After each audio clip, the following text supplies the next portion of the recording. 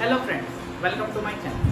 तो गाइस, आज हम लोग इकोसिस्टम के बारे में स्टडी करेंगे जो हमारे इन्वायरमेंट से रिलेट करता है। ठीक है, तो सबसे पहले मैंने यहाँ पे कुछ आप लोगों के लिए फिगर्स बना रखे हैं। इन फिगर्स के बारे में मैं आप लोगों को डिफाइन करूंगा और ये कैसे हमारा इन्वायरमेंट हमारे से रिलेट करता है इसके बारे में हम पढ़ेंगे। ठीक है, तो एक्चुअली जो पूरा सिस्टम है जिसमें हमारे ह्यूमन बींग्स हैं, एनिमल्स हैं, बर्ड्स हैं और किस प्रकार से जो हमारा इन्वायरमेंट है एक दूसरे से कैसे रिलेट करता है, तो इस पूरे सिस्टम को हम इकोसिस्टम बोलते हैं। ठीक है, तो सबसे पहले हम यहाँ पर स्टार्ट करते हैं ट्रॉपिक लेवल से।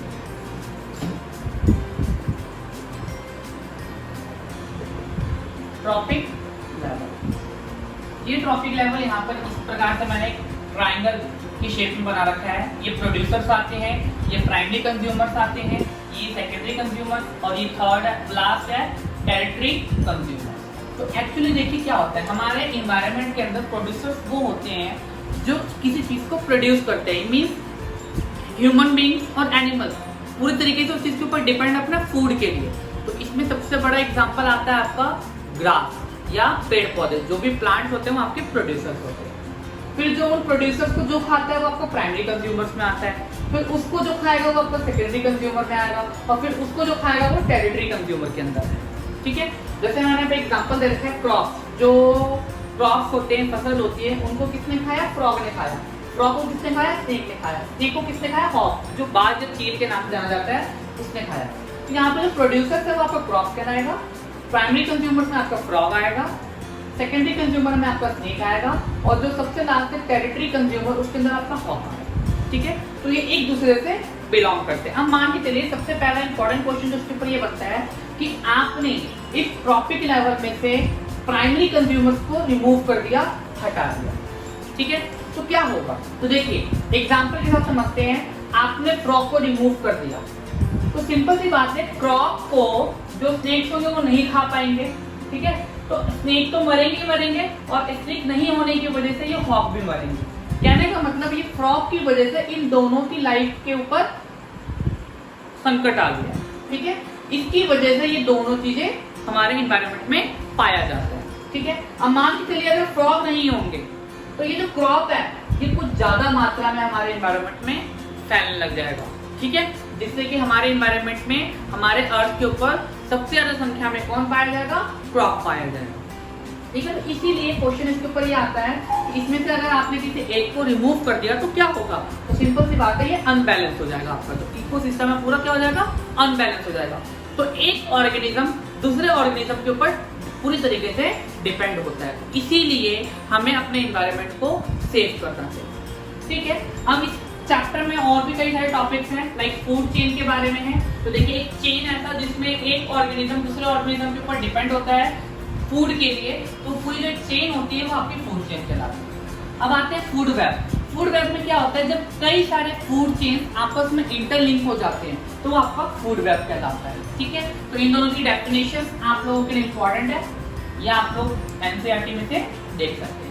नेक्स्ट टॉपिक है 10% लॉ। अब ये 10% लॉ सबसे ज्यादा इंपॉर्टेंट है। होता क्या, ध्यान से देखिए। अब जैसे मान के चलिए जो क्रॉप है, फ्रॉग है, फ्रॉग को खाया स्नेक ने, स्नेक को खाया हॉक है। तो एक्चुअली जो क्रॉप है उसके पास मान के चलिए 1000 जूल एनर्जी है। ठीक है, तो ये जो क्रॉप है 1000 जूल एनर्जी में से सिर्फ 10%, कितना? सिर्फ 10% वो नेक्स्ट लेवल पे ट्रांसफर करेगा। तो इसका 1000 जूल का 10% कितना हो गया? 100 जूल। तो वो 100 जूल एनर्जी किसके पास आ गया? फ्रॉग के पास आ गया, जब फ्रॉग ने इसको खाया।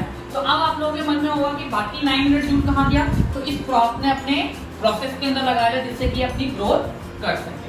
फिर ये 10% आगे जाएगा, तो 100 का 10% कितना हो गया? 10 जूल। तो स्नेक के पास कितना एनर्जी आएगा?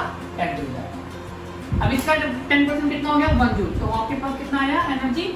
1 जूल। तो बाकी जो 90% है ये अपने ऑर्गेनिज्म अपने पूरे सिस्टम को कवर अप करने के लिए लगा देते हैं, उसमें वो रिप्रोडक्शन भी करते हैं और कई सारी चीजें भी होती है उसमें। ठीक है, नेक्स्ट है आपका बायोलॉजिकल मैग्निफिकेशन। बायोलॉजिकल मैग्निफिकेशन में बता रहा हूँ, इसमें क्या होता है?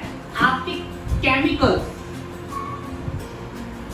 जो केमिकल्स होता है उसकी मात्रा इंक्रीज हो जाती है जब आप एक ट्रॉपिक लेवल से दूसरे ट्रॉपिक लेवल में मूव करते हैं। मान के चलिए जब आप प्रोड्यूसर से प्राइमरी कंज्यूमर में जाएंगे, फिर प्राइमरी कंज्यूमर में सेकेंडरी कंज्यूमर में जाएंगे, फिर सेकेंडरी से आप टेरिटरी पे जाएंगे, तो केमिकल्स की मात्रा इसमें बढ़ती जाएगी। इसका एक एग्जांपल लेके समझते हैं। जो क्रॉप्स हैं, क्रॉप्स जब ग्रोथ होती है तो हम इसमें केमिकल्स का इस्तेमाल करते हैं, पेस्टिसाइड्स का इस्तेमाल करते हैं। तो वो इसको हमने दिया पेस्टिसाइड्स।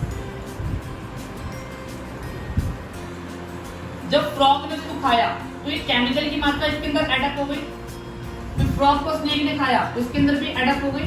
फिर इसको हॉक ने खाया तो इसके अंदर भी केमिकल की मात्रा एडअप हो गई। तो धीरे धीरे करते करते जो केमिकल की जो अमाउंट है वो बढ़ते जाएगी। इसी को हम बायोलॉजिकल मैग्निफिकेशन बोलते हैं। ठीक है गाइस, तो ये पूरा इकोसिस्टम के बारे में मैंने आप लोगों को बताया, जो ऊपर से जो इम्पोर्टेंट टॉपिक्स हैं। अब इसमें आप लोगों का एक ओजोन लेयर के ऊपर है, वो मैं आप लोगों को एक अलग से वीडियो बनाऊंगा जिसमें ओजोन लेयर के बारे में आप लोगों को पूरी डिटेल से बताऊंगा कि ओजोन लेयर कैसे हमारे इकोसिस्टम का एक हिस्सा है। और एक चीज याद रखिएगा, जो इकोसिस्टम होता है वो हमारे एनवायरनमेंट से रिलेट करता है। ठीक है, तो अगर इसमें कुछ डिस्टरबेंस होगी तो हमारी लाइफ भी मुसीबत में आ सकती है। तो इसीलिए जो आजकल की जो गवर्नमेंट है वो हमारे एनवायरनमेंट को लेकर के काफी दिलचस्पी दिखा रही है कि हमें अपने एनवायरनमेंट को सेव करना चाहिए। जितने भी कंपोनेंट्स हैं हमारे एनवायरनमेंट के, हमें उनको सेव करना चाहिए। तो गाइस, मैं आशा करता हूँ कि आप सब भी अपना योगदान देंगे, आप सब भी मेहनत करेंगे जिससे कि आप अपने एनवायरनमेंट को या हम अपने एनवायरनमेंट को सेव कर सकें। Thank you.